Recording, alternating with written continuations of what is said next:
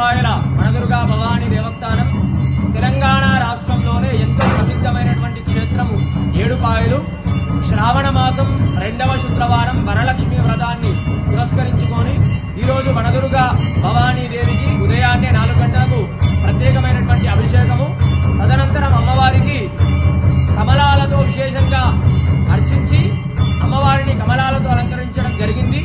ఈ యొక్క వరలక్ష్మి వ్రతం రోజున అమ్మవారిని కమలాలతో అర్చించడం వల్ల, ఈ యొక్క అమ్మవారిని దర్శించుకోవడం వల్ల కూడా సకల శుభాలు, అష్టైశ్వర్యాలు, సౌభాగ్యము, సంతానము కలుగుతాయి.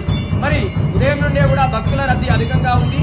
ఈరోజు శ్రావణ శుక్రవారము వరలక్ష్మి వ్రతాన్ని పురస్కరించుకొని ముఖ్యంగా మహిళలు అమ్మవారిని దర్శించుకోవడం వల్ల సౌభాగ్య సంతతి కలుగుతుంది.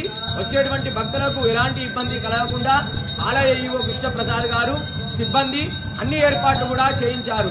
వనదుర్గా భవానీ మాతాకి జై.